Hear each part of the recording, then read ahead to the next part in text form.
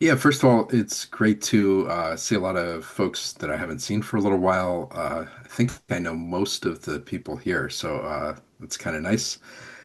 Anyway, I just wanted to start by saying that I came to Research Anonymous a handful of times or a bunch of times back in, gosh, probably 2005, about 20 years ago when I began this research and learned a lot from folks who were there. This is back when I think Phil Reeder was still at these events, which was really an honor to get to meet him.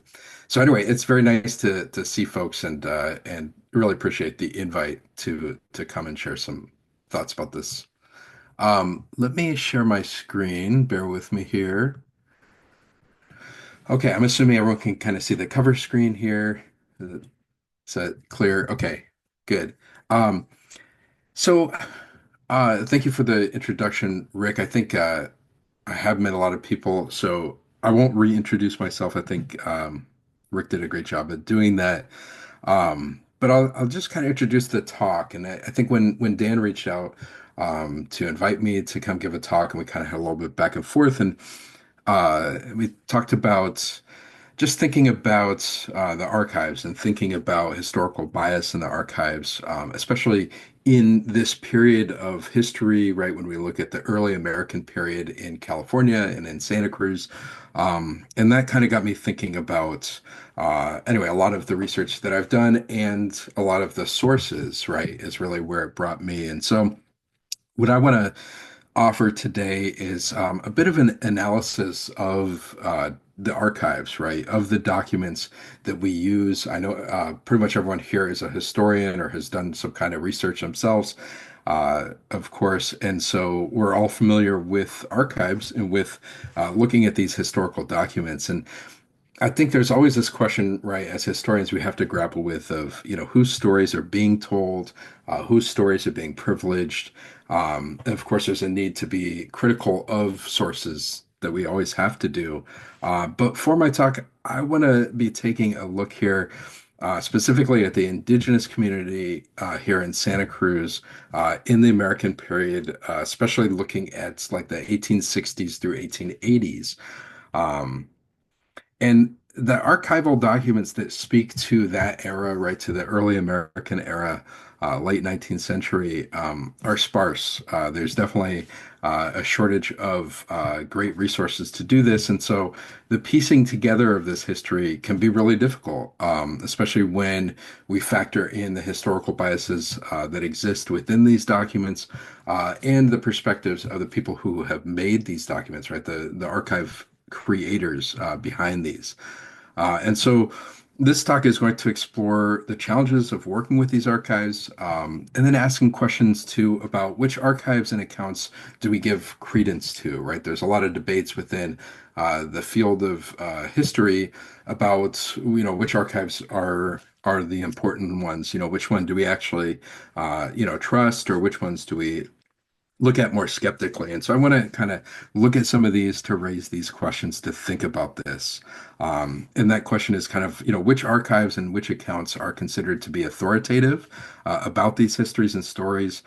And how can we go about understanding these histories, especially the histories of communities that have been underrepresented in the archives, such as that of the local indigenous community? Um, and I'm going to go through and kind of give a little bit of a survey of some of the perspectives of this, but I want to give a little bit of background too about the history of the people that we're talking about. So I want to start by looking at this map, and I think when people traditionally the way that the history of the missions gets talked about has been talked about by historians for a long time, tended to be in a rather simplistic way, right? Where we tend to look at kind of this binary of the kind of Spanish or Mexican settlers and then the Indians at the mission, right? And I think most notions of thinking about who are the people of Mission Santa Cruz um, haven't necessarily gone past that to think about like the many different and diverse tribes and nations and different peoples, different cultures that were all in the mission, right, over this time period. So this is a map that I worked with the United Tribal Band, and at the suggestion of Chairman Lopez, he asked me, he said, "Hey, can we put together a map that shows like the many different tribes that were taken to Mission Santa Cruz so that we can understand the diversity of peoples who were there?" Which is a great idea, and I still think is something I'm working with the tribe now to do one for San Juan Bautista as well, which is where most of their tribal members came through. But I think this could be done for all of the 21 missions and would give us a much more nuanced sense of the impact of the missions and of the different peoples and the complexities of the indigenous communities that were in the missions and in the those communities after the missions closed in the 1830s. So just to give a sense, this is the impact, the tribes that were impacted by Mission Santa Cruz. These of the immediate vicinity, I'm not sure if you see my cursor as I move it around there, but these ones right here in the immediate vicinity are what we know to have spoken the Awaswas language. So we tend to think of them as the Awaswas speaking Ohlone peoples. But there are the different tribes of the Kiroste, Katone, Oipi, Aptos, the Zayantaka, right, where Zayanti gets its name, of course. And then these are the people who were taken to the mission in the early years. And then as the years went by, after 1798, all of these local tribal people had been removed and taken to the missions. And so the people coming into the missions after us were Mutsun speaking Ohlone peoples over kind of the other side of kind of the Pajaro River in this Gilroy-ish area beyond the Unaheima, Alsaima, and so forth. And then eventually by the 1810s onward, um, it was the people of the San Joaquin Valley who collectively are known as the Yokuts people were eventually the ones who are taken in here. This is the case at other missions as well as the kind of Ohlone people had all been taken in there. The newer people taken into the missions were Yokuts people taken from the San Joaquin Valley, a whole diversity there. And this big bubble is because there is so little known about the actual whereabouts of a lot of those villages. So I just kind of listed them here. I do have a better map that shows a little bit of this based on some of the work of Frank Lotta, who I'll talk about later. But anyway, this is just kind of an overview. I just want to kind of set the stage so that we can understand the complexity of indigenous peoples taken there. Overall, at Mission Santa Cruz, there was about 2,500 indigenous peoples baptized there at the mission. But by the time of the mission closing in the mid 1830s, mid to late, um, there were about 100 people who had survived. And then, of course, the 1838 smallpox epidemic came through all of California and wiped out a lot of people, including many of those indigenous survivors, a lot of the elders especially, but not all of them, of course. So I just want to kind of introduce that and kind of set a little bit of a stage, give us a little bit of a geographic background. And then I want to move us in closer here and take a look at now this is a map that is built I should credit it here, but this is built on a map that was in the possession of Edna Kimbrough. Of course, is a local uh, historian extraordinaire who did some amazing work. And this is, I kind of took a map that she had kind of hand drawn on about where the native communities are, and I kind of added some details to it here and there, worked with um, some folks to help me with that. But this, I bring this up. This is kind of a map of, it's overlaid, of course, over a contemporary map of Santa Cruz. But after the mission closed, really it was 1839 when, after Hartnell came through, where the mission finally, Native people were emancipated from the mission after demanding it from Hartnell. And so after 1839, the Native people at Mission Santa Cruz left the immediate vicinity of the mission, and they moved into two areas primarily that were surrounding the mission. Areas that were part of the mission complex as it is, right? The livestock fields and the gardens behind it and the orchards. But they extended out into these two areas. One of them is up on the west side. Over by what is now Westlake Pond, whereas one of these communities, which is primarily made up of the Awaswas and Witsin Ohlone folks who had survived through the missions. And I list some of their names here: Geronimo, Canudo, David, Rojas, and others. And then the other community that formed in the years after the mission was down in the Potrero area, right? And this referred in one document as Potrero de la Huerta, which is, of course, the orchard uh, fields down there. And of course, the orchards were down behind the mission in the area now where the sash mill is. But the Potrero itself kind of extended from around the cemetery, the Evergreen Cemetery, up along River Street and kind of back through there, the Tannery District and stuff like this. Now, very quickly, the lands on the west side here were bought up by Joseph Majors. Um, and while a handful of folks and families continued to live there up until the 1890s and into 1900, the majority of Native people survivors that stayed in the area, and some of them left the area, but those that did stay really ended up down here in this Potrero area. And that becomes conventionally known as the Potrero, probably first and foremost, but it kind of gets referred to as like the Indian reservation. And we hear all sorts of different stories kind of come up through the archives that refer to the people out there. I will say, those who might have read my book, my book gets into a lot more detail about the lives and the specifics of the people who were living in the Potrero and different stories that come out of this. This talk is not about that, so I'm not going to get into as much detail of that. But if people are interested in learning more, you're welcome to check that out. Um, and we can answer questions if people have that too. But again, this talk is more about just kind of a survey of the sources and thinking critically about the different kinds of records and testimonies we have of this time period.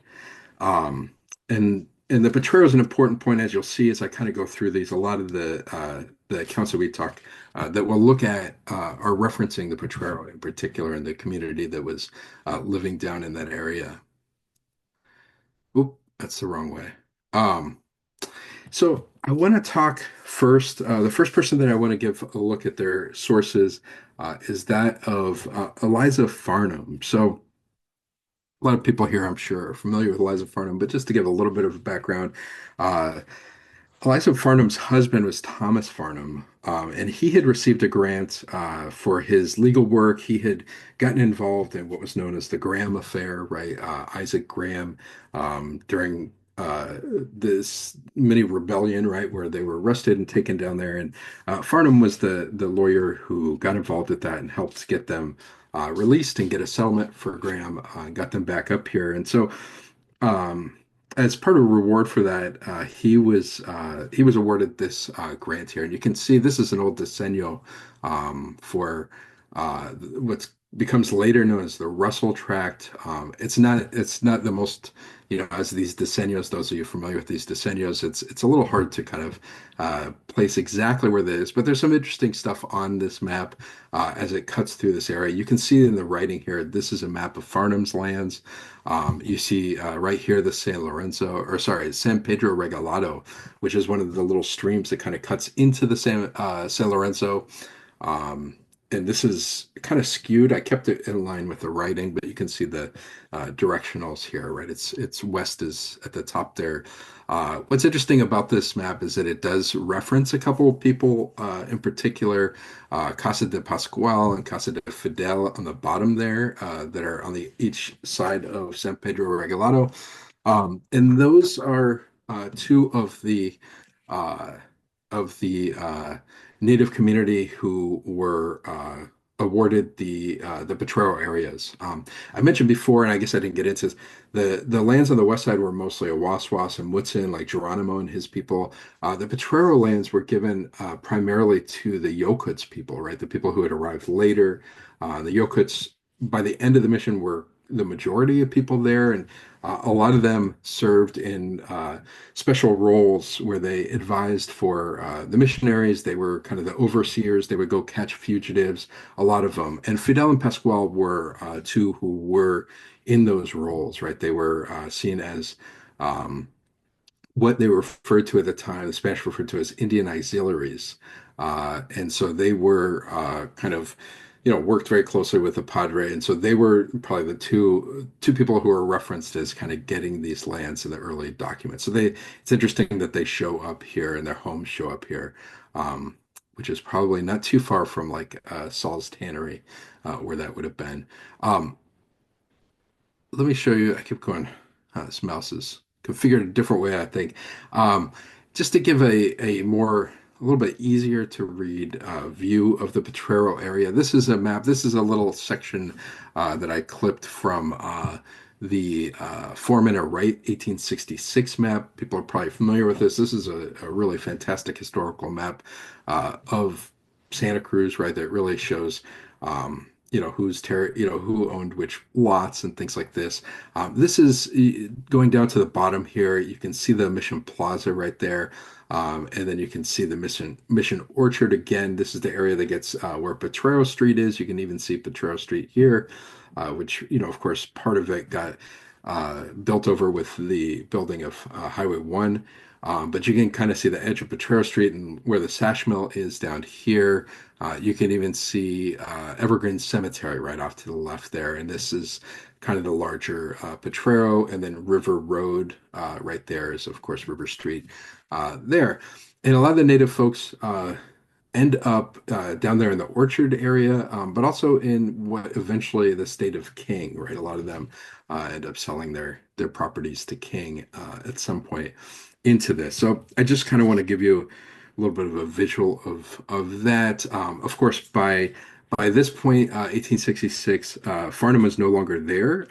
Eliza Farnham, she lived in the Potrero area, right? So she ends up receiving this tract that we saw before that was granted for her husband, but her husband died before he could ever move there. And so Eliza ends up moving into Santa Cruz and onto the Potrero area in 1849 is when she arrives. And she only lives there for 7 years, from 1849 to 1856.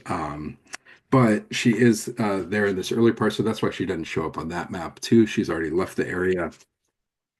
Um, but she is there for this little period, so it is really interesting to look at her accounts because she actually lives right there in the Potrero, and she does at times speak about the native people who are living in the Potrero, and ends up hiring one of them to for $2 a day to kind of help her with the livestock, and so just want to include some of the these are the words from her autobiography, right, and her accounts of her time in Santa Cruz, and it's definitely worth looking at and thinking about the ways that she understood and saw these folks from the area. So I'm going to move the little face box thing so I can see the words too here. Um, I included a lot of text in this, so I'm going to kind of piece it together so we can kind of just read through it and get a sense of it. Again, just to get a sense of kind of her perspective on these on the people here. This is one quote, right? And you can kind of see right away that again, she's very much a woman of her times, but the views of Native people are come through very clearly in this, right? She talks about this is her talking about California and being in this area, and she's note that she's referring to the Jesuit missionaries. Of course, the missionaries in California were the Franciscans. She got that wrong there. But this is her understanding. Jesuits did form the missions down in Baja, but by the time of Alta California, it was the Franciscans. But anyway, the more relevant part is she talks here about the Indians were already converted to their hands from lawless enemies to useful and perfectly manageable servants. Um, Again, this just gives us a little bit of a flavor of the views of the time. So this is one where she's referring specifically to this guy that she hires for $2 a day, and she never gives his name. She didn't talk about him. I have some guesses about who it could be. Again, piecing together just the little clues that were given here. But she says he always casts upon me when we meet the kindly, patient glance of an abused benefactor. Um, she's a great writer, and definitely some interesting, colorful ways of describing things that are fascinating. And then she talks a little bit beyond laying up a rail or two. It was out of the question to think of this personage repairing the fences, so I was compelled occasionally to summon one of the men from their sawing. So what also comes across is you can tell there's this kind of almost patronizing view of the native people there, right? And keeping in mind that a lot of these folks were very skilled artisans. Geronimo was built a lot of the buildings in the early area. A lot of these folks were doing a lot of this stuff, but in her mind, right, they were very limited in what they could do. She kind of is complaining a little bit about the way he's looking at her, right? He feels like she's taking advantage of him, or at least that's how she's interpreting it. And then she gets a little bit more descriptive here. She says, describes him a soft-spoken, persuasive old fellow who, if left alone, could stand erect by the half hour, watching the blackbirds, the clouds, the plows, the mission. Anything that he could make himself believe was worth his attention, and would bestow it very cheaply. Again, I mean, I find the language very interesting, and again, she's a great writer. But again, you get more of this sense, where she's kind of seeing him as a very simple, bit of a simpleton, right? The way she's talking about it. Um, she also goes and visits the Castro Adobe at some point, and then this writing comes through in some of this too, and she says, in the corner, one end of the range, a dirty Indian girl was making tortillas, the bread of the country, right? And so the point here is just when we look at these documents, it's so rare to get these firsthand accounts of Native people of the time. But it's you can see through looking at this is that it's very limited how much information we're going to get there, right? You can feel the distance, the gulf between Eliza and her world, and then the world of Native people, right? Which is a very distant glance at them, right? That has this kind of is ripe with the assumptions and the thinking of the time about Native people, right? Um, okay, so moving on from Eliza, and Eliza, of course, in case people don't know, is a very important figure, right? Is kind of an early feminist icon of early California, and certainly, has was very outspoken, involved with women's rights at the time. As kind of an early booster, right? And Georgia Kirby. So anyway, and their story is interesting and been written about a lot. But again, I think very limited. There's just very little pieces that we can get from it to actually help us understand the lives of Indigenous peoples. The next person I want to talk about is Sarah Hinton Gurley. Sarah Hinton Gurley is the niece of Elihu Anthony. I think people certainly know Anthony from local Santa Cruz history. She wrote this account that is really rich, called "My Early Childhood Memories." So Sarah Hinton Gurley. She arrived in Santa Cruz in July 1856, which is actually the same year that Eliza Farnham left Santa Cruz. Is kind of interesting. These different perspectives that we get kind of come one after the other. So they give us a little hints about things through these areas, 50s, 60s, 70s. Um, and she ends up moving away eventually to Calaveras County in 1879 after she gets married here. But she grows up in Santa Cruz, and then she moves back in 1913. So her recollections are especially from her early years, from her childhood, 1856 through 1879 when she leaves. But probably most of these are happening in the 1850s and 60s. And here are some of her descriptions, and she talks a lot about the Potrero, right? So she says there were a good many Indians in Santa Cruz at the time. They sat in the background and partook of the remnants of the repast. After the citizens had vanished, something stronger than lemonade was freely indulged on in on this day, and by night there is much evidence of its effects. And this is a common theme in the newspapers and a lot of these accounts that talk about the drinking that's happening. And clearly it is happening. We see this in the newspaper accounts too. Um, but I will offer that when thinking about the drinking that's happening amongst the Native community, most of these accounts, in fact, none of these accounts really take into account what we know these days, which is that people often deal with trauma by indulging in alcohol, right? When alcohol's available, when people have gone through experience such as they have, to have lost so many of their family and their kin, um, it's not, in my mind, it's certainly not surprising that then, if offered drink, that people would then find this in a time of bewildering change and trauma at that. But nonetheless, that is in a lot of these accounts. So she goes on, and I find this account, Gurley's account overall, you'll see, I'll bring up quite a few quotes. There's some really interesting stuff in there, little pieces that we can pull of this history. And she talks about the Indian settlement was in the Potrero on the left side of the street by that name near Evergreen Cemetery, and was fenced in by a deep ditch so that their horses could not escape. Most of the Indians' houses were made of wooden slabs with shake roofs. So again, I think fascinating stuff. It helps us kind of triangulate a little bit about uh, the area and what things look like down in the Potrero. She talks about the sweat house they had, right? Plastered with mud on the outside. A fire was built in the center with a small piece for the smoke to escape. The Indians sat around the fire. When sufficiently sweated, they ran from the building and plunged into a hole of cold water in the creek. Obviously, had spent a lot of time down there. And I think there's a difference in these two accounts too, right? I think while Farnham's has this real distance where she's kind of seeing these, people as servants. Gurley was a young girl growing up in this time, right? So I think she was a little fascinated by the Native community. It certainly comes through in the way she writes about this community. Moving on, she says they made their living by working for the white people. They were expert pickers of wild blackberries and got many where the golf links are now, and that's of course up in Pogonip. And she's talking. She says they were trustworthy and well behaved, except when they indulged in cognac. Then they quarreled amongst themselves.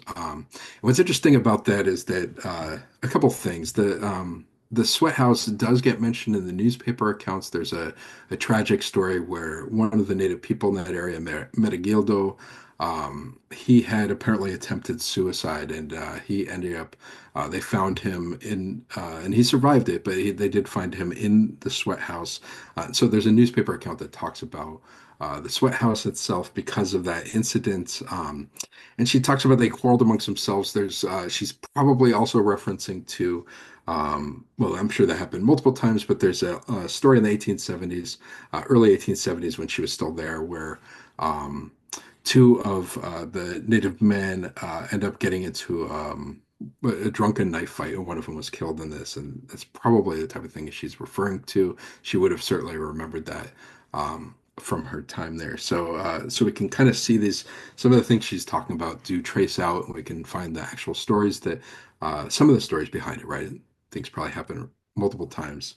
Adding a little bit more, there again is a lot of interesting stuff in her accounts. She says the Indians used to pass our house on the way to pick wild blackberries. Um, Amelia Hines and I were young girls then, and each had an Indian admirer. The one who brought me berries was Lahu. He called about dusk, Sala Benissa. I hurried out, and he gave me the choicest berries he had picked. My mother thought it was hardly the right thing to take the berries, but she used them just the same.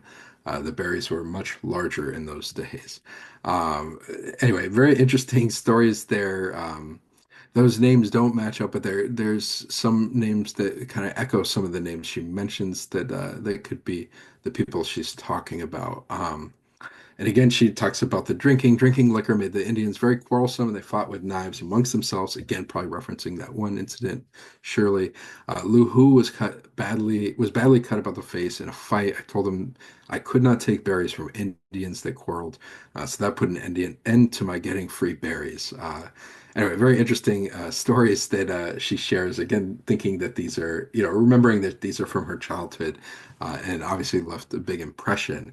I think this last piece is particularly interesting. It tells us a little bit about the relationships and social stratifications there. She says Amelia's father hired a young Indian named Cajesus to work for him sometimes. He smiled on Amelia. He got quite in earnest, and her brothers, for a joke, told him the proper thing to do would be to ask her father if he could marry Amelia. He took them at their word and asked her father. He explained it to the Indian and told him it would be a terrible thing to do for a white girl to marry an Indian. So that was an end to the Indian bows when we were young girls. And kind of a sad story there. You can kind of, feel a little bit of the attitudes of the community there towards the native people. Again, this distance, right? They're there as workers, as comic relief in some ways. Even though, clearly Gurley is admiring some of these folks and looking at them in a kind way, there is an acknowledgement that there's just this huge gulf in the communities, and the idea of an Indian man being interested in a white woman is laughable, right? It's something that is kind of a sad glimpse into that kind of racial divide of the time. Nonetheless, I do think the Gourley, accounts are very interesting and do give us a lot of interesting detail about the relationships there and about the community that's there.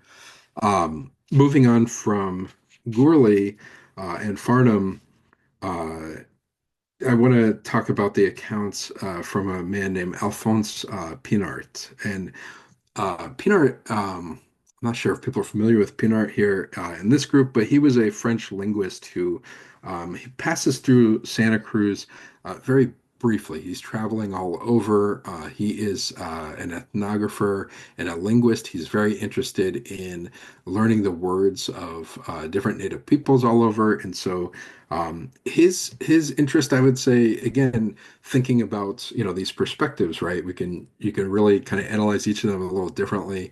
When it comes to Pinart, he has a little more interest in the Native community, in the specific details of the community, because he is trying to record their language. But it's interesting to think about what we can glean from his accounts. He wrote in his diaries as he passed through here, which are up at the Bancroft. I don't speak French or very little. I had some in high school, but I did work with some folks who helped me to translate those French diaries to get a sense of what Pinart wrote about when he passed through. Again, he comes through in August of 1876. And this is the way he described things. So he says, about a quarter mile on the San Lorenzo Road is the Potrero, a small piece of land where few Indians of Santa Cruz live. Um, just to think about the timeline too. So Gorley leaves in 79. So again, these kind of track one after the other. So he's coming through a little later in 76 than her accounts. But goes on to say, in groups of 6 to 7, they live in little wooden shacks. But I noticed that among them, you can see cleanliness that is seldom found among the Indians as they are. So again, he's coming at it from an ethnographer's point of view, where he is looking at different native communities up and down the state of California. So he's very much trying to kind of track things in this way. He describes a woman, Elogia or Maria Elogia, as other documents refer to her. He says, old Elogia, a woman about 50 years old. He may try, I'll just have to interject and say 50 is definitely not very old, but this is Pinart's point of view. But he sees her as an old woman, a woman about 50 years old, originally from the Tulare, which of course is what they refer to as the San Joaquin Valley, right? And San Joaquin Valley is known as the Tulare, or the people from there are known as the Tulareños, which is a reference to the Tule Reeds, because the San Joaquin Valley, before all of the kind of reshaping of it into agricultural zones and rerouting the water from Miller and Lux, was very much kind of a swampy area, right? So she's originally from the Tulare, which would mean that she's a Yokuts woman. She has a flat face, a square nose, long nostrils, and of yellowish brown skin, fairer than that of Indians of this part of the coast. The others, 3 bucks, 2 women, and a criatura, present a mixed type, right? And that is, of course, a reference here.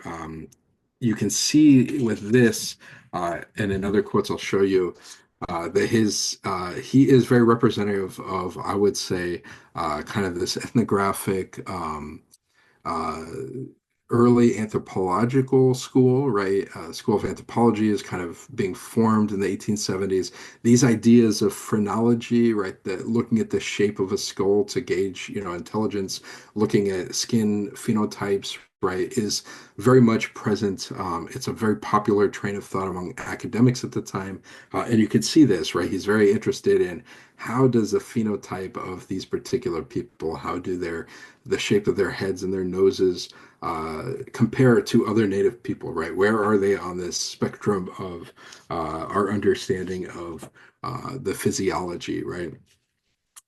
To read into it all sorts of other things. So anyway, we can kind of see that reflected in his language throughout this. And let's see, moving on, he says, and this is still with the Logia, he says, she tells me that she speaks the language of the old Mariano. For those who are familiar, this might be a name that rings familiar, and Mariano is, of course, the one who becomes known as Cooper's Indian. He lives and works for the Cooper brothers, right, which are the nephews of James Fenimore Cooper, right, but the ones who live down or have their shop downtown. And so this is a reference to Mariano there, who died 2 years ago at the age of about 100 years old. And this is where we get into a little bit of this kind of myth making about California Indians that is very fascinating. It says, according to the book of Births of the Missions, I can see Mariano was from the Chilactaca village, which is not true. But this is the same mistake that people have made with Rojas, and we'll talk about that briefly soon, too. And that's probably a well-known story amongst people. But the names were recycled in these baptismal books, and so these early visitors would go look at the books, and once they saw the name Mariano or Mariano Hablitas, as this name was, they would say, "Oh, this must be him," instead of realizing that there had been 6 Marianos who had been named such at the mission. Anyway, Mariano would have been a Yokutsman as well, and indeed he is. Um, Another little piece of this, he says, and this is actually a really helpful little tidbit to placing people, is this, Elogio was born in the Tulares, but was brought very young to the mission and does not remember her former years. So little clues like this, I think, are extremely helpful in being able to actually triangulate. Those kinds of details are not mistaken, right? If he's hearing from them directly that, they were born in Tulares and brought to the mission, that's a huge clue to kind of figure out who Eulogia is. Moving on to some of his other quotes here, again, translated for me, thankfully from a few grad students. So he says, 5 years ago, here died a man by the name of Rojas, who was 123 years old. Of course, this is the famous Rojas story. He was the last descendant of the tribe of the Branciforte, or the Santa Cruz, right? And I gave a talk some years back for Researchers Anonymous about Rojas in particular. I write about him a lot in my 5th chapter. I was able to figure out exactly who he was. We'll talk about that soon. But again, here's this little kind of local mythology, right? This story of this 123-year-old man, which of course was not the case, but it's the same kind of mistake as he's making with Mariano as well. Um, this is an interesting story, and Santiago is actually one of the people who was involved with that knife fight. I write about him in detail in my later chapters of my book. But he talks about this guy, right? There's an Indian from Santa Clara called Santiago. And indeed, Santiago is baptized in Mission Santa Clara, and he moves into the area after the missions close. He's exactly right on that. He lives with his family on the other side of the San Lorenzo. He married a woman from Mission Santa Cruz who is local, in a small shack, and works at the tannery of San Lorenzo. But as soon as his work is done, he is drunk, and there's very little to obtain from him. I am told he still speaks his dialect, right? So he's trying to write about who are the people he's learning about and whether or not he can get vocabulary from them, right, and learn the language. But these notes, I think, are really helpful, and again give us another slice, right? We learn about Santiago from the baptismal records, from the newspaper accounts that he appears in, and then in little things like this. So it's all part of kind of piecing together these stories, right? Little pieces of this. He leaves Santa Cruz and goes down to Aptos, where he spends time with Rustico, who he does record quite a few words from. Now, and this is how he describes Rustico: an Indian of Santa Cruz, small, robust, square shoulders, big head, all while in the shape of, and the word isn't really clear, I wasn't able to retrieve that, but short and pushed inward, his flat face, which with very pronounced cheekbones and flat lips, dark skin like chocolate. He was once singer of the mission, and he remembers his language well. Um, anyway, very interesting. Again, very reflective of this fascination with trying to document the phenotypes and the face structures and where the cheekbones are, things like this, which again would was very big in this whole world of ethnography of the time. Um, but these pieces are really good. Rustico is a very interesting local figure. His father was a man named Quiricio, and Quiricio was one of the 9 men arrested for the assassination of Padre Quintana in 1812, or the rest in 1816. And so Quiricio ends up, he is one of only two of the people arrested for that who survive his sentence and then return to the community there. And so his family, he does return to his family. Rustico is his oldest son who lives into the area, into the 1870s. And is a local, is a Waswas person. So the language that he records from Rustico includes a bunch of words in a Waswas, which are some of the very few words, right? We only have about three vocabulary lists in the Waswas language, and Rusticos are some of those. One other note from this, and there's more detail in it, I'm just kind of pulling out choice pieces. Um, but this, and I'll come back to this in a little bit, but he mentions there, Rustico claims the old Justiniano, this is Rojas, of course, was native of the Gilroy Mission. So just keep that in mind. We'll continue. This is a good segue to talk a little bit about Rojas himself. So um, anyway, you can see in that trajectory of stories, um, some are more useful than others. But again, we always have to think about, what is it that they were interested in? What was it that these particular people were looking for and thinking about? What is their emphasis and their interests, right? And in Pinart's, we do get, he is very interested. Of course, he's passing through in a matter of 2 or 3 days. So we just get a very surface level analysis. But we do get some really interesting and helpful little tidbits that can help add to the little bits and pieces that we have of these stories. Um, but I want to talk about Rojas just briefly. And again, I'm not going to go into the whole story of Rojas, but I think Rojas is such a great example of the limitations and the problems with looking at these accounts from this era, because they are so filled with projections and kind of this romanticized fantasy about Native people. And I think Rojas is probably the best illustration of that, right? In short, Rojas, he only died, I think, 2 years before Pinar comes through there. But Rojas was, this is a picture taken in 1873. Of course, there's these two pictures taken of him. Um, and Rojas is misidentified by another Justiniano who's in the archival books from the priest in 1873, when around the time his picture is taken, and they think that he's 122 years old at the time, or 121.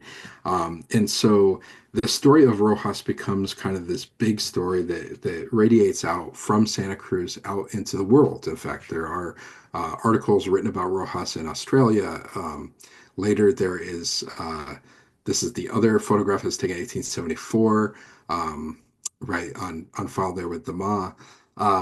And there's a painting of him, and that painting is what I use on the cover of my book, actually. But there's a painting that gets sent to the Pope. There's a painting that gets sent to the Chicago World's Fair in 1893, right 20 years after this. And the story of Rojas is this kind of romanticized story that is part of a larger state thing. There's many Rojases in every city of California in that time period that all kind of talk about these ancient Indians, right? The last of their kind. And part of this is this and I've written about this. So have folks like Robert Jackson and Jeff Dunn as well. But it is part of this really fascinating kind of American fantasy that's part of the boosterism and tourism promotion of California that sells this idea of this California as being this idyllic place where there are ancient and dying people who the clean waters and all these things that we do love still about California that hopefully we keep. But there's a fascination with kind of these ancient Indians, right, as they're disappearing. At least is how it's written about. Um, this is that famous drawing of him, right? That ends up in Eliot's illustration of Santa Cruz County, right? And so the real story of him, without going into all the details, that he was a native man whose name was Irachis in his baptismal records. He was from the Unahaima village. I include a little map here. You can see the Unahaima here. He was from Chautauqua, which is a village out in this area. And I have to say, it's interesting. The Chautauqua village is pretty close to modern Gilroy. So thinking back to that note that Pinart says when he says he's from the mission of Gilroy, well, there's no mission there, but it's very interesting to me that that geographic reference is actually pretty close to his old village, right, to where he's actually from. So I think in a way he might have mistaken the village side of it, but we still get a little clue here that helps corroborate his identity, which I was able to figure out because there's this whole mystery. The Jackson articles and Jeff Dunn's article were kind of inconclusive that we'll never know who he was. But I was able to find in some of his relatives' notes some references that were able to kind of show that this is indeed the person it was. He was baptized as Ostiano, which is why, and the names of Native people kind of shift over time. So it made it very tricky and tough to find these. But I bring this up because it's part of this, part of the thing that we really have to read against, right? Is this funny fantasy about ancient indigenous peoples. This is another example that I think really demonstrates this in a really good way. This is a photo from Tumawai's History of Sonoma County, right? That comes out in the 1920s. And I found this so interesting. My friend Boyd Cothran and I wrote an article about Rojas, and we included this in there because it's so interesting. Right on the, you'll notice on the left it says Fernando, the last of the Sotoyome Indians. This is a fixture. He was a fixture in Sonoma County since he was 129 years at his death. I'm sorry, I should point out too, Rojas was probably in his 80s when he died, so he was an old man, but he was not 120. And this guy, I would wager, is probably not 129, most likely himself. But the interesting thing that I want to point out on this is that while he gets talked about as the last of this, in the very next picture, it shows Fernando, his children, and his grandchildren, right? So this idea of him being the last of his kind is problematic, right? It's not really, he's obviously not the last of his kind. These are his grandkids, right? But it speaks to this idea of salvage ethnography at the time, right? Whereas somebody is an authentic Indian if they are still doing things the old way, right? So it's these ideas of authenticity. His grandchildren and his children are not really seen as real Indians, right? They're just they're modern peoples, right? And this, of course, people for a long time now have pushed back and said, well, like this is a really problematic way of looking at this. But I would argue even some of those ideas of authenticity and what is real trickle down, right? And we still tend to kind of draw on a little bit of that. I do want to bring in a little bit about Tahoe and Cache. And again, these are folks who have been written about a couple times, myself included, Jeff Dunn included.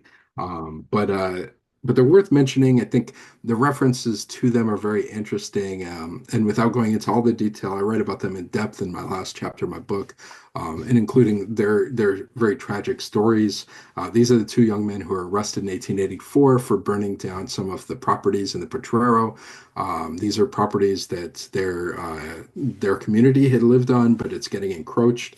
And this is at the time when the Potrero is being what we would call gentrified these days, but it had been kind of all bought up, and the native community has lost its place to be, and they're burning down some of these farms, a series of farms.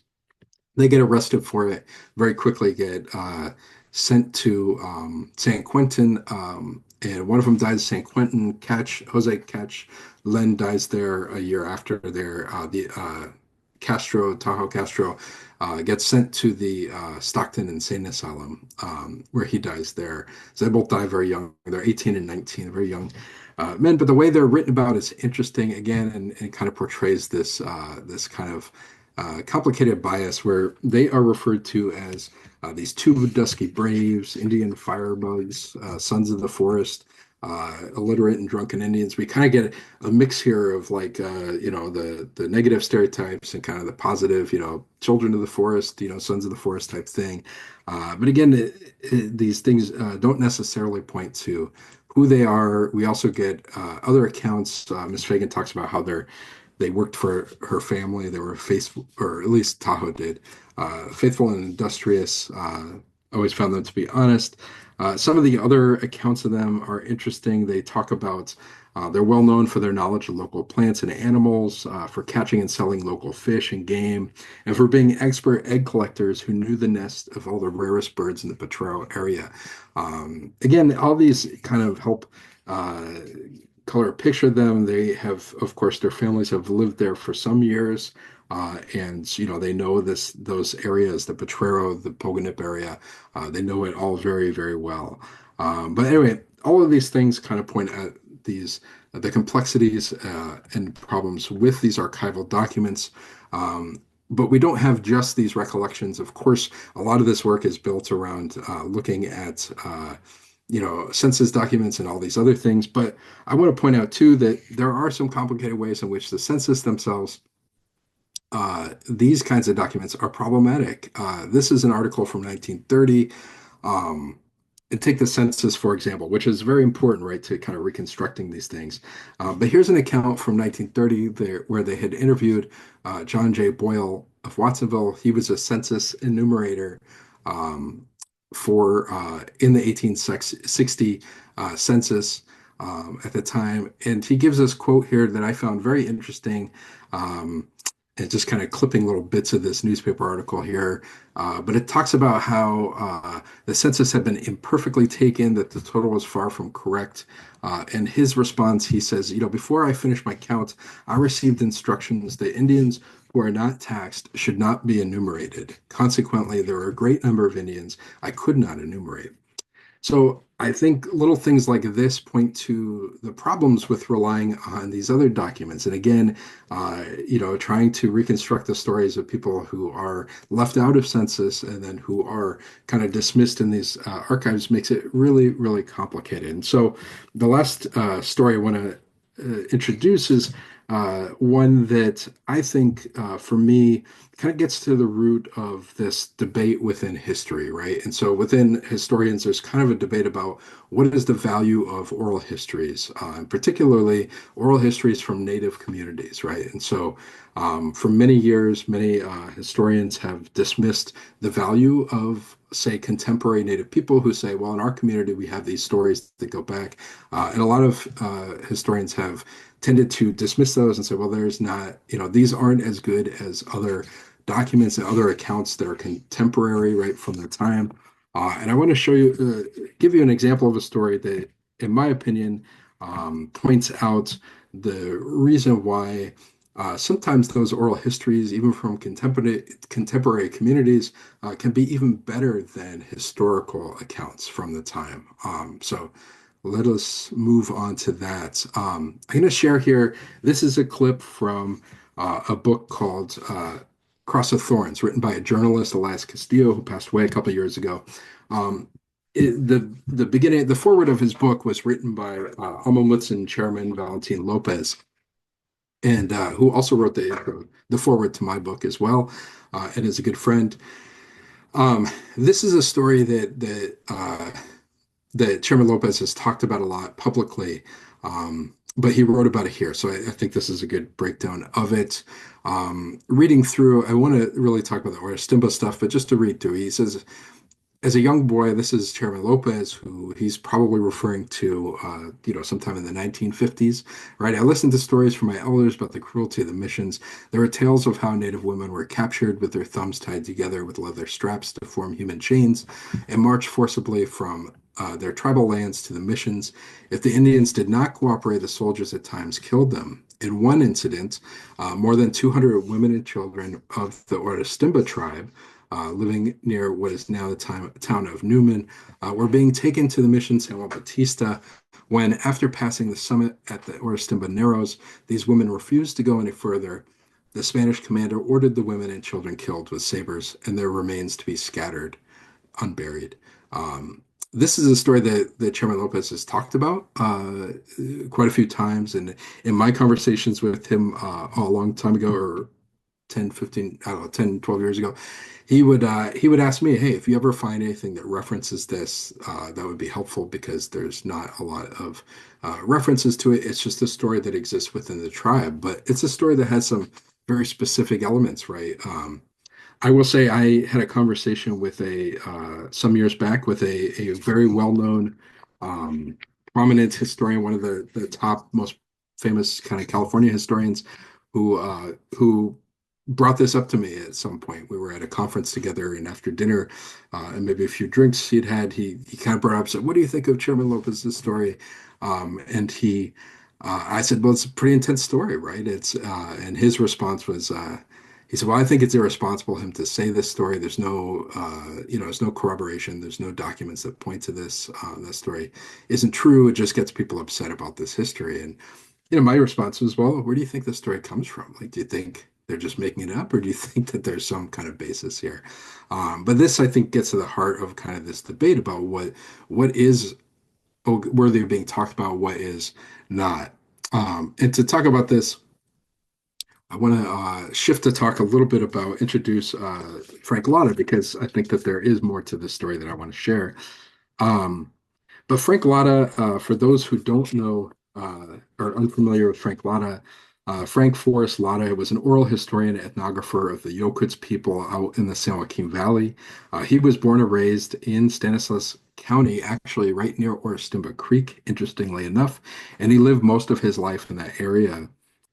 He grew up working on ranches, became interested in the stories that he heard from early pioneers out there. So he began interviewing people and gathering research in 1906.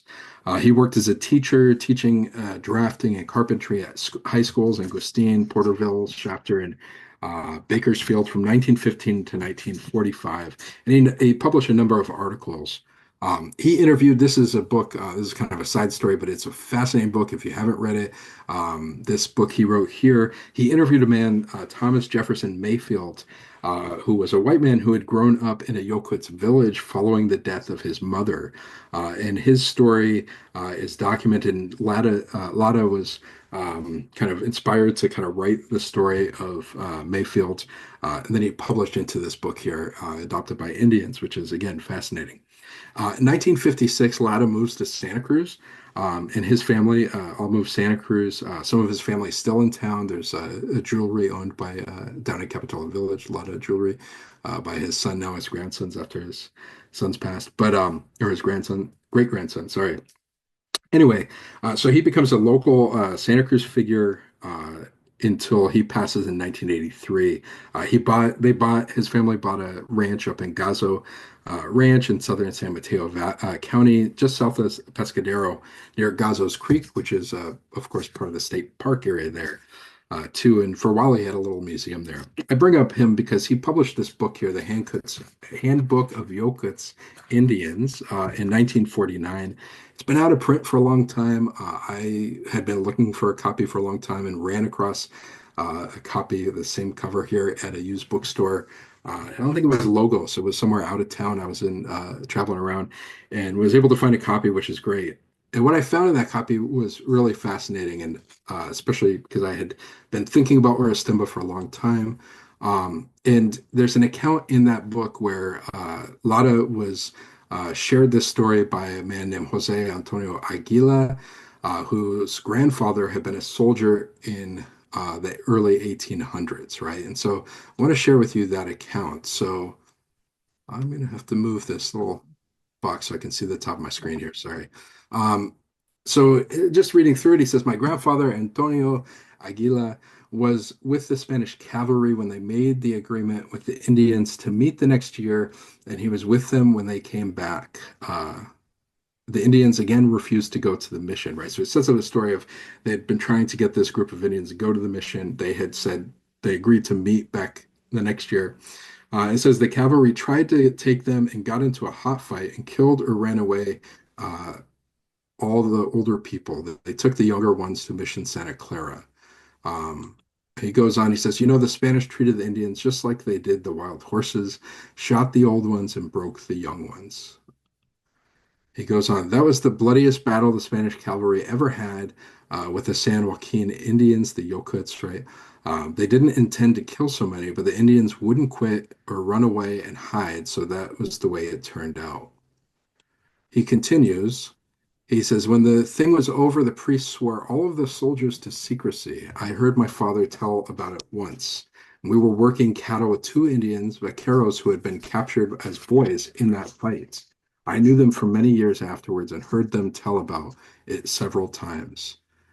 And I think this interview, he says, took place in 1930. He says, one noon when we were eating our lunch under an oak tree, they told us that the fight had taken place nearby on the Orostimba Creek, just about a mile above the upper end of the Narrows and on the south side of the creek. They said that about 200 Indians were killed or scattered. As we rode away from our noon camp, my father told me that the Indians had told the truth, that all of the soldiers had been sworn to secrecy about the fight, but his father was ashamed of his part and thought that I should know the truth about it. A lot of goes on, and he did some research, and he found just two very slight mentions in this in the archives. He found a letter from Padre Viator in October 1810 that was leading an expedition from Santa Clara at the junction of Merced and San Joaquin rivers. And Viator explains, he says, we reached the spot where we had the fight with some natives. And then he continues, he says, he describes passing a dry creek named Oris Timac, where there is a tall pine in the soil, the same as the spot described where we had this fight. Um, and then he continues, the Indians, fearing our object was to capture them, take them to a mission so they would not come out. So this is, again, in and of by itself really wasn't enough to piece this together, right? But corroborating it with this story, I think the point I want to make on this I find the most interesting of all this, and of course the story about a massacre is much more interesting. It's tragic and in so many ways. But this element that the grandson refers to how his grandfather was sworn to secrecy, and that it wasn't documented. And I think to me that's the point I want to make with this is that there are so many ways in which official documents and records and accounts can corroborate to conceal things and hide things. But for communities who have endured those traumas, those stories stick around, right? One can imagine that the reason that Chairman Lopez heard about the story is that there are some of his tribal members who survived that or were connected with some of the people who survived that, right? And so those stories, even though he's talking about a story he was told in the 1950s that goes back to the 1920s or maybe 30s, or 1820s and 30s, right, 120 years earlier, there's still a lot of information that we can understand from that. So that's the story I want to present. I've given you a lot of different stories here.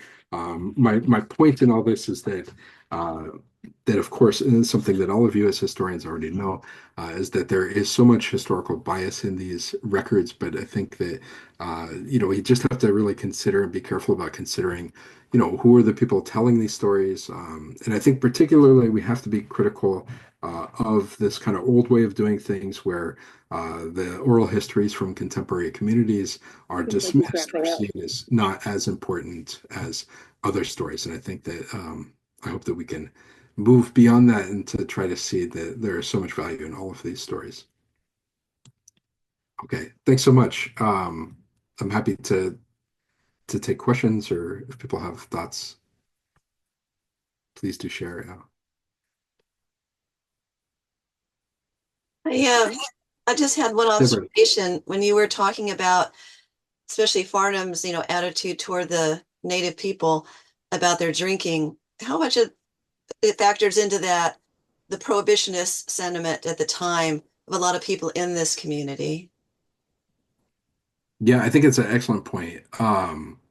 Yeah, and that definitely, yeah, I should have mentioned that. That's a great point. Because of course, right, the women's movement that she was involved with at the time was very much on this post-Civil War kind of movement for prohibition, and yeah, I think that is, and I think there is drinking going on clearly, right? We see so many of these evidence, but I think the attitudes towards it, right, are absolutely embedded in that time. No, great point. Thank you, Deborah. And you had one word, you didn't explain what the meaning of it was in one of your slides when you were describing, or there was a description of some of the people with the bucks, and then I didn't know what that word meant. It was like it started with a C. Yeah, creatura. Yeah, thank you. I had meant to talk about that. That's actually a, you know, it's a Spanish word. It's interesting. I analyze it a little bit in the book. I know a newer book coming out by Lee Panich is also he explores it because I read a draft of it, but he gets into it too. But criatura is a like kind of a Spanish reference for like a servant, but it's kind of a it's built on criar, right? To care, criados is what they would often refer to them, but it's also kind of a cognate, right, with like little creatures, right? So it's kind of this funny kind of diminutive that's probably referring to a child, I think, right? Because he's talking about the men, women, and the children, but it's kind of embedded with both this word about servants, but also like kids. So it's kind of a little bit of both. Yeah, Hmm. Okay, thanks. sure. Uh, I also, because I'd mentioned this to you before, how my father's house is in that site, right there on the corner of Sylvania and Encinal. Oh, okay. And we talked before a little bit about, you know, that maybe a little bit further down Encinal, closer to the tannery, might have been the homes of some of the people you're talking about. And I know that my father had found like a Spanish coin in his, garden before, because that's the potrero. And he always figured it was somebody riding his horse and it fell out of his pocket. That's the way he described it to me. And I have a friend who I sold the house to that has found, quite a bit of pottery and things like that, just out of the backyard type of thing. So, Yeah, that area there. So I've been working on, and I'm not showing some of the details on this because I'm working with Melanie Mayer. People may or may not know Melanie, but we're working on a little project where we're tracing out the exact where the exact homes were for the Native community up through into the 1880s. But yeah, that area there is very interesting. I think that, gosh, right where your dad's house is very close. I know that's also where Edna Kimbrough believed that the both the Fidel and Pascual's houses were right along there too, because there's that creek that runs kind of down from Pogonip, right, which might very well be the San Pedro Regalado that's on that one desenyo. I was wondering about that because I didn't recognize that name. Yeah, I might be able to, talk to my friend, and she's really fascinated with this, and you might want to actually, maybe go down and maybe arrange a visit or something. So, Sure, yeah, I would love that. Yeah, I've kind of hiked around some of those areas like Pioneer Street and off the train tracks, there's, some places you can kind of get to back there. But I think, yeah, that whole area, because right then there's Saul's Pond right there, right, is back at the tannery. And that's definitely where a lot of them worked. And I believe that some of them live right there too. yeah. Yeah. The back of the house, the boundary is the creek. So Yeah. it's a big, huge lot. Yeah. So, Yeah. And mhm. the exact whereabouts of San Pedro Regalado is something that's kind of debated too, because it's not entirely clear. There's a couple little creeks, right? There's the other one that runs by Costco, right? That kind of that you can see the greenway that goes behind Costco there. But my understanding is that like the maps kind of shift on that too, of the name pops up early and then kind of gets attributed to different creeks. So Oh, it's a little murky on which is which, but I think that very well might be the one right there that would make sense to me. okay. Well, I'm really be interested in Yeah. what you find out. what you're looking at now about that. So, Yeah, hopefully we'll have something that we'll get out there and publish pretty soon on this. okay. Yeah. Yeah, well, I would love to take you up on that and search that. Yeah. Hey, Ross, I see your hand up. Yeah.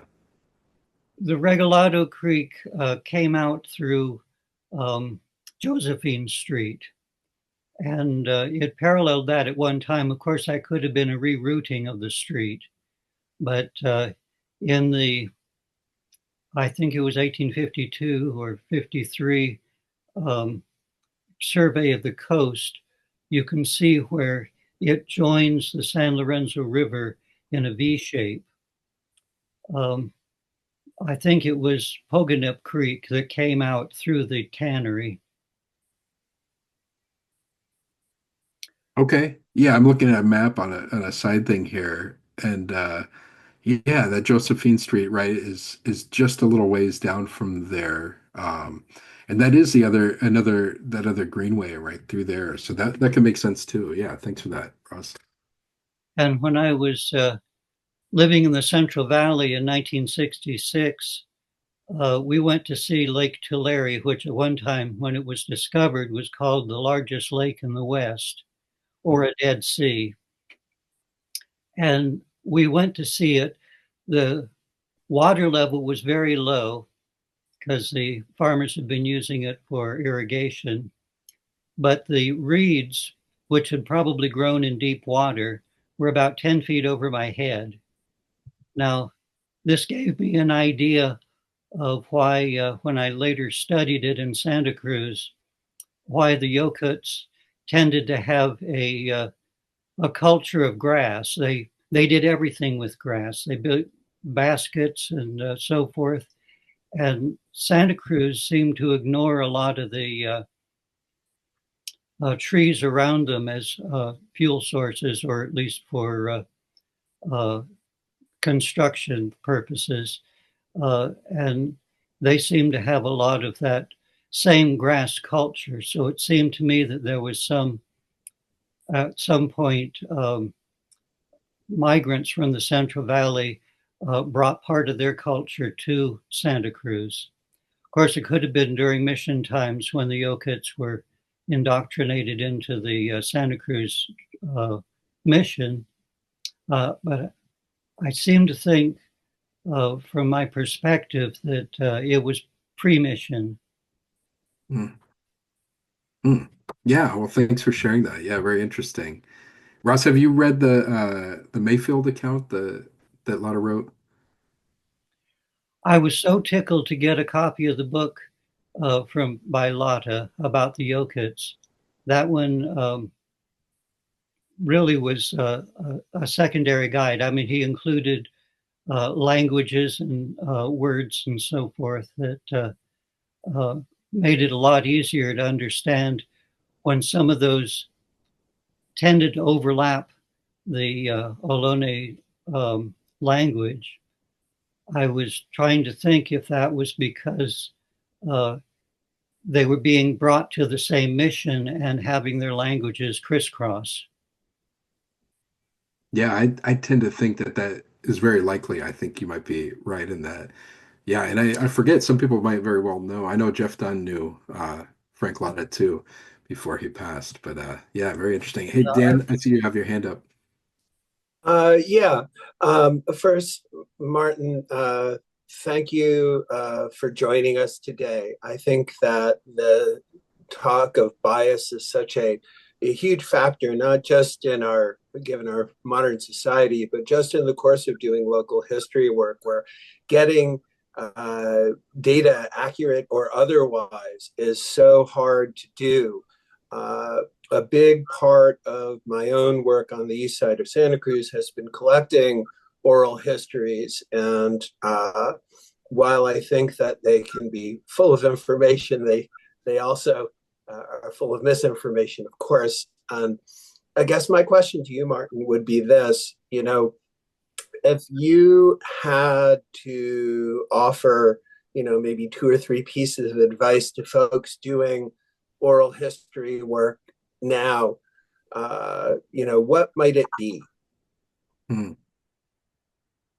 Yeah, that's a great question. I mean, I think oral history work is so important, right? It's like as all of us know, the older we get, we realize how quickly time flies, and like, the memories of, 80, 90-year-old folks.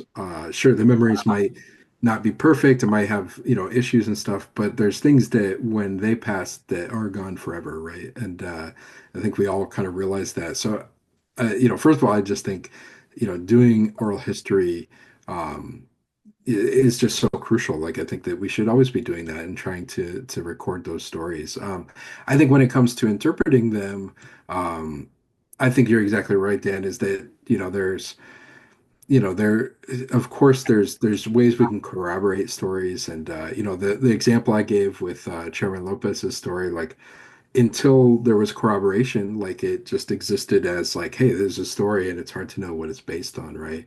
Until we can find things to go, okay, this helps it. But I think that's the thing of not throwing out the baby with the bathwater, right? Where there was a debate. The story of Lorenzo Asisara, right?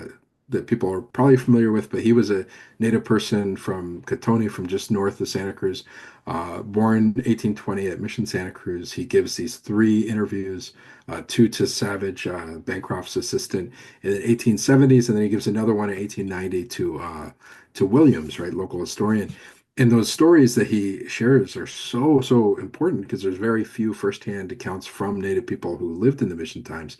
But for example, when Ed Castillo, who was a professor at UC Santa Cruz and for a while in the 80s into the 90s, and he published those accounts. He's a native man himself from the Cahuilla tribe down in LA.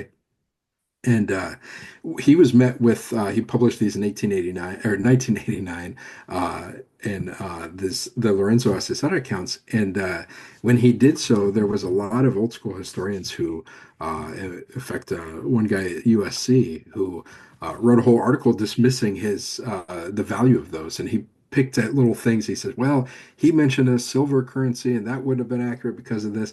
And there was a debate that was published, very interesting, between Castillo and this other historian. And I think Ed did a great job of defending himself. But like those, I think this idea that if the every little fact in the oral history isn't accurate, then there's no value to the story seems a little absurd, right? Because of course, when you're asking 70-year-old, 80-year-old, you ask me things, I'm going to misremember some things and get some details wrong, and that's fine. That's so I guess to me, it's not necessarily about getting everything exactly right.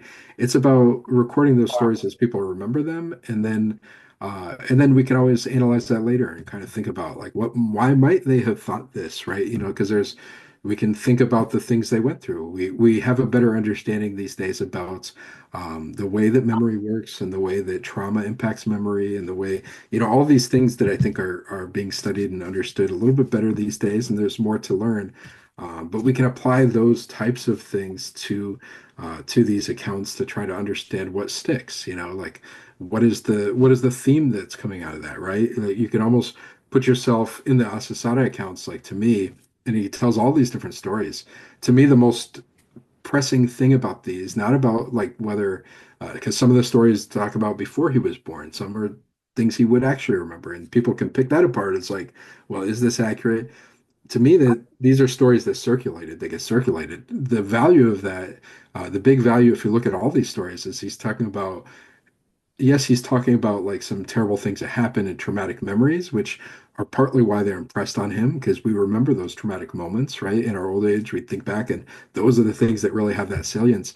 But the emphasis in his stories is on how they navigated that, right? It's about the agency, like how they found a way to press through. It's always about like that resistance. And to me, when I look at Asasada's stories, that's what I get out of it is it's a story of dignity, right? He's trying to talk about the dignity of him and his people, and it's not about whether each detail in there is correct, although we can kind of trace those and go down these rabbit holes to figure out what he might be referencing.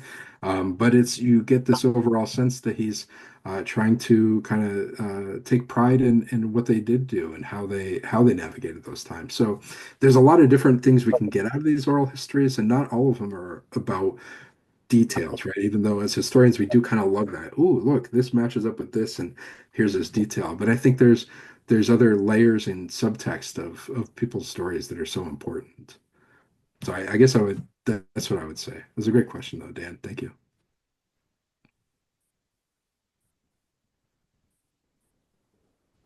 What was the relationship of the the natives who stayed in these, little cabins or whatever on properties that, well, you showed the map, that was 1866, and but even earlier on, that the Americans had their own land use, their own land ownership and boundaries.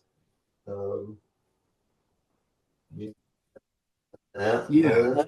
What you're asking, what is the relationship with how Well, do they relate to? somebody, I know there were that supposedly the Native Americans were, granted some lands that were, or supposedly were going to be granted that were mission lands, but also, then the Americans came along and they made their maps and they sold and bought land, and eventually, I guess, there was the legislation that cleared up titles. But in the meantime, as you indicated, there were Native Americans staying on these lands that probably on some maps or in some people's opinions, or maybe even actually settling, were owned by and accompanied by Americans.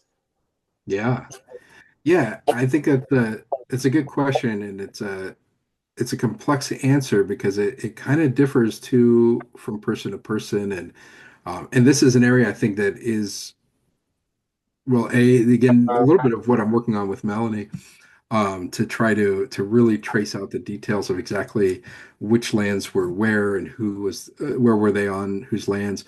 Yeah, to some extent, there's stories that trickle through, like about majors, for example, and I think that Marion Pokratz, right, wrote about Joseph Majors, and some of these stories that trickle through talk about how he did buy up all the lands of like Geronimo and Canudo and some of the folks on the west side there, but he also let them live there, right? And so there's a story that kind of percolates out that that he kind of bought it up to kind of protect them so that they'd be able to live there.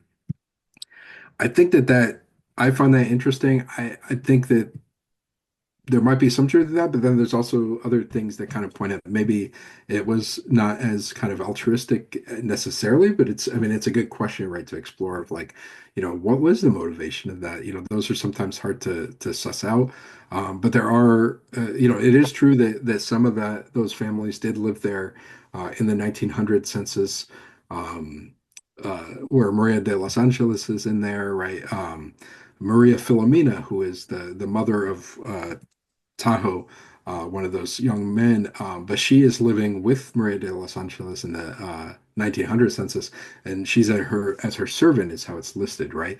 I think these things are good for questioning, like, to what extent was she like, made to work for her or her servant, or maybe she was treated well. It's like you have this document that points out that relationship, but that doesn't give us a whole lot of information, right? It gives us a sense of who was living there, but it doesn't. There's still more questions about like what was that relationship like, and was she living there because Maria de los Angeles was kind of honoring her husband's, or also felt like, hey, we need to kind of provide a space for him. That's certainly possible.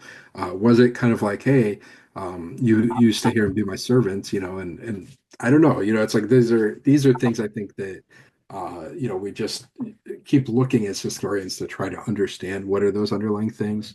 But there are definitely cases where, um, some of these community members were living on lands that were then taken by others. And then there are some examples too of land ownership too, where Ricardo owned that little tract of land right next to the mission. He was the former song leader. Right where his house was is kind of underneath where the freeway is, right there, or right at the edge of that. But there's other homes in the Potrero area that were owned by some of these Native community members. Even as late, some of the documents we're working with, we're finding them into the 1880s, which is around that time, which is very interesting to me, because there was a lot of weird laws around that, right? In the early American years, Native people weren't legally supposed to be able to own property, and yet they did in certain cases in different places in California. So I think those things are, yeah, these are great questions that I think as historians we're still trying to understand exactly how that worked, and how land ownership versus living on places, yeah, that relationship. Deborah? Oh, just was curious because you'd also talked about Pogonip, and now is it a city owned site or county? I can't remember. I think it's a city City. park. Hold it And up, yeah. I went on a little walk there because I know there's a project that trying to turn it back into possibly a golf course. But and when we were walking up there, there was this whole area where these non-native trees were being, you know, taken out. So there's a lot of disturbance in the dirt there, and I didn't know what kind of, you know, projects. Has there been archaeology up there? Has there been other studies, or what, like what's, you know, how well are they checking things when stuff like that is being disturbed up there? Do you know anything about that? I think it's a great question. I don't know much about the any developments there or work there. I would hope that they have people monitoring. I think it's a sensitive site. It's nice because there hasn't been like a lot of building on there. It's one of these little jewels and people have written about, but that have been protected, which is great. But yeah, I think that they're sensitive for sure. I also was recently learning, and I should have known about this before, but about some work in Branson 40 right on the corner there. I'm a little concerned about, if that's being monitored well. I would hope so. It's such a historic site there with a lot of long history of buildings and structures and stuff. But yeah, I don't know the answer to that on Pocono. I hadn't heard anything about the golf course, so that's new to me. Yeah, there's Uh, actually a website there. There's a gentleman who's trying to. It would be an environmentally, you know, compatible, not developed, but that's kind of a project that's trying to gain traction right now. I wonder what they're planning to do with the clubhouse, right? Because that's certainly a Well, very, I think it's yeah, slated for. I don't know if it's slated to be demolished or not, or that hasn't been decided, but it's been boarded up, of course, for a long time. But yeah. yeah, but anyway, yeah, you maybe take a look. There is a website about that. Okay, yeah, I'll definitely have to check that out. Yeah, I don't know. I have talked to the city parks manager Tony Elliott, who I think would be super involved with any of that. I know I've had conversations with him in the past where he was interested in working with the tribe to possibly co-manage some of the park there and stuff like that. So he's a very open-minded and amenable person. But yeah, I am hoping that there's some kind of yeah, some kind of involvement there because I would imagine that's very sensitive. I mean, you talk about, you're finding stuff on your dad's site, and that's much more developed area than Pogonip. So yeah, it's very sensitive. Yeah. Okay. Okay, thank you for the link. Great. Thank you, Ronnie. I'll have to check that out. God, there's so many things going on. It's really easy to lose track of things or not know about different things. Yeah, I think that whole area is just really fascinating, right? The whole history of the Potrero area down there, and obviously, Evergreen and that whole area is just so much history, um, and I think also a lot that can be commemorated. I think that's one thing I've talked to Tony about is, are there ways to kind of commemorate the Native history and kind of create some markers or some ways for people to publicly learn about that history? I think would be great. Deborah, I was and then just Julie. when you brought up Evergreen, I mean, with all the work that's been done there, have they uncovered any native evidence in that area near the cemetery? I don't believe that they have. I haven't heard any archaeological stuff. I think that there's a sense, and Tracy found in writing her book, right, about that. And she did find there was an article that it does sound like Lorenzo Asisato is buried there, but of course we don't know. It wasn't marked as quite a few of those early graves were not. But he appears to have passed away in like 1902, and he's not buried at the Mission, well, Holy Cross, right, where it moved to, but It seems I think he was buried there at Evergreen, but that's not a. You're asking more about like pre-contact, like early evidence, and I haven't heard anything being run across over there. Um, yeah. And Julie, did you have your hand up too? Okay. Yeah, that kind of gets to a question that I had. Hi, Martin. I was curious about that post-missionary period and burials for with the indigenous people, what their tradition of burial was in post-missionary times. We've heard a lot about during missionary times and their burials, but with so many people living there in the Potrero, oh, where were they burying? Because when I go to the cemeteries like Evergreen, even, I'm not seeing the marked indigenous graves. Yeah.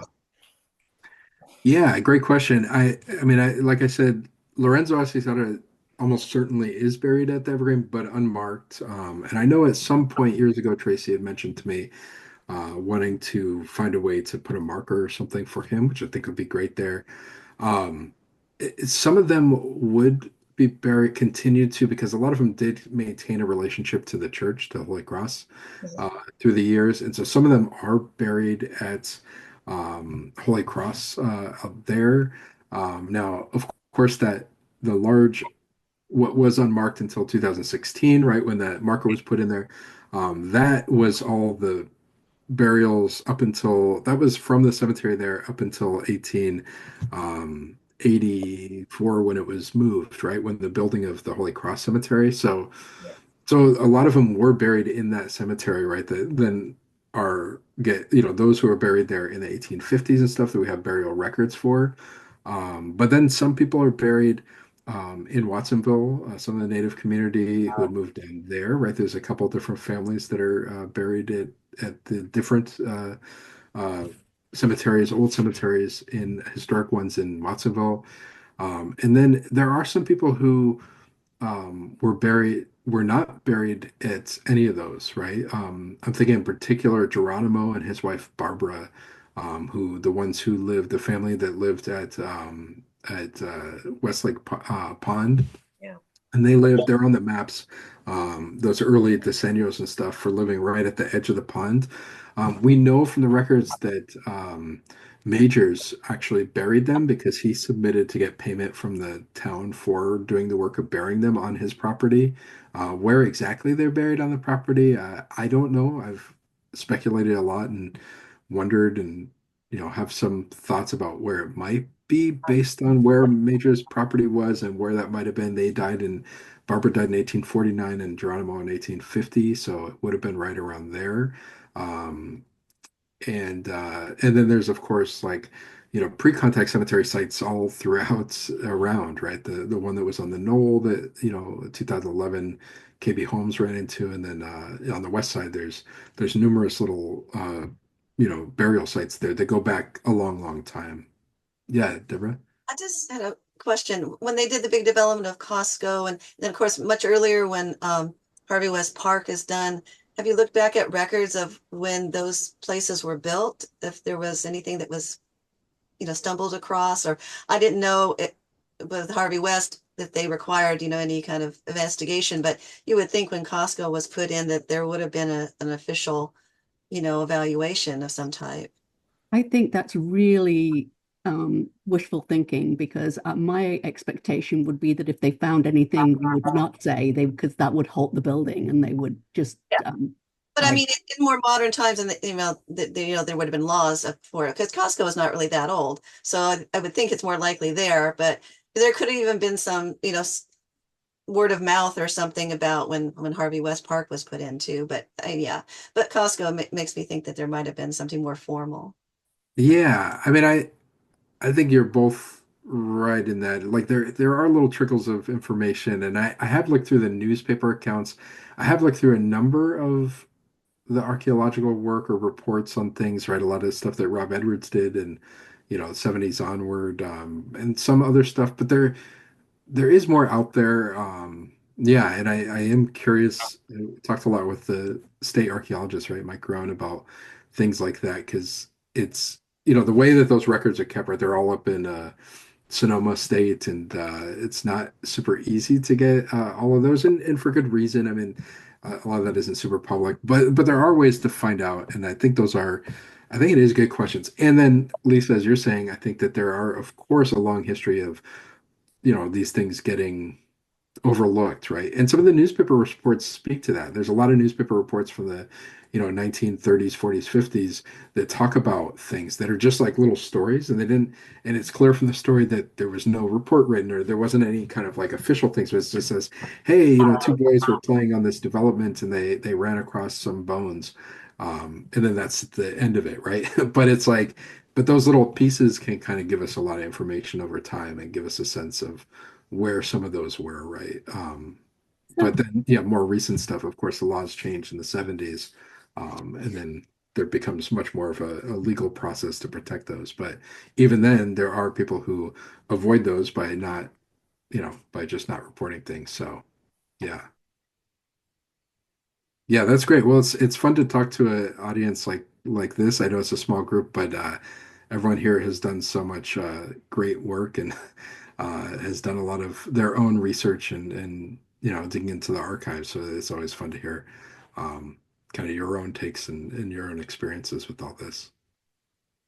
Very much. Yeah, this is fantastic and very informative. You hinted at a couple things. Is there anything else that you're working on now, or any kind of questions or projects that any of us could be collaborating on or be aware of, or just anything else like that before you go?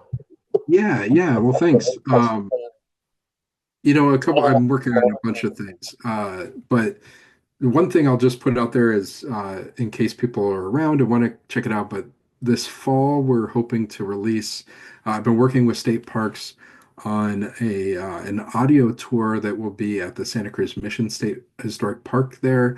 We're calling it the People Who Lived Here tour, and it's built around really the kind of the work of no problem, Dan. Thank you for having me invited me here. Some of the work, archaeological work that Edna Kimbrough and others did in the 80s. But we worked with local Native community members, and each of them, we have 5 different folks who are telling stories about Native people who actually lived in that adobe. And so it's going to be an audio tour where people will be able to listen to those stories told by contemporary Native peoples about the actual historical figures who lived in that building. So I'm excited about that. That should get, I think we're going to have a release party for it in November at the mission there. But like I said, I am working on an oral history project about Santa Cruz in the 1970s, specifically around kind of the incident there and kind of protection of that. But if people know folks who are in the 70s and who are aware of these things, I've been interviewing a lot of people, and just it's been a fun project, just learning a lot about local history in that era, 70s into the 80s. And then what's the other thing I was going to say? Yeah, that's the other thing I'm working on. Oh, the Potrero stuff. If people know, I am working with Melanie on this project, kind of remapping out the history of the Potrero. If people run across in your own historical work references to the Potrero, references to is it the King Estates, references to some of the tannery and Crohn's tannery and stuff over there. If people find reference to those and want to share, I would love it because I'm working to kind of reconstruct some of that history. So yeah, any of those things, I would love it to hear from you all on that. But yeah, it's fun learning about the work that you all are doing too.